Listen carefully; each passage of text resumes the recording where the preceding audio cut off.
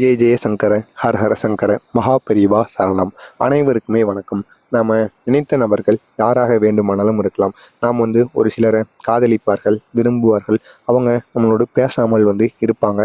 அப்படி நீங்கள் விரும்பிய நபர்கள் உங்களுடன் பேசுவதற்கும், ரொம்ப நாளாக கணவன் மனைவிக்குள் சண்டை கணவன் மனைவி பிரிந்து இருப்பார்கள். அப்படி பிரிந்து இருக்கின்ற கணவன் மனைவிகள் ஒன்று சேர்வதற்கும் நாம் இந்த ஒரே ஒரு பரிகாரத்தை மட்டும் பண்ணிட்டு வந்தாலே போதுமாங்க.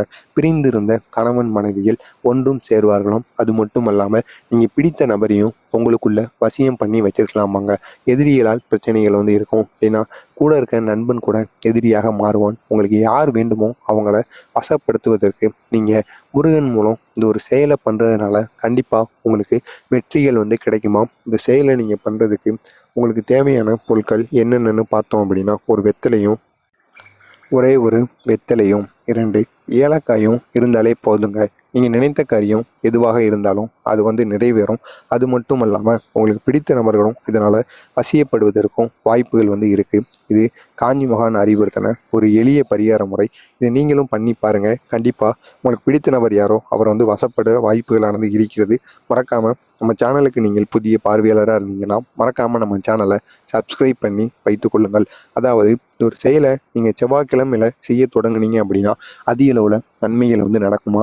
உங்களுக்கு என்ன வேண்டுதல் இருக்கோ அதை நீங்கள் வேண்டிக்கலாம். இல்லைன்னா உங்களுக்கு யார் வசப்படணுமோ அதனையும் நீங்கள் இதை போன்று பண்ணணுமா.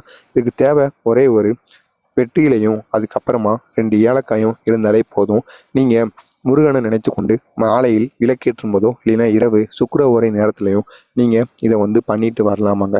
அதாவது ஒரு வெத்தலையை எடுத்துட்டு அந்த வெத்தலையை ஓம் சரவண பவ சீம், ஓம் சரவண பவ சீம் இதனை போன்று இந்த ஒரே ஒரு வாக்கியத்தை மட்டும் அந்த ஒரு வெத்தலையில் ஏதாவது ஒரு பேனாவிலோ இல்லை ஒரு மார்க்கர்லேயோ நீங்கள் அந்த வெத்தலை கிளியாத அளவுக்கு சுத்தமாக இருக்கிற மாதிரி எடுத்துக்கணும்.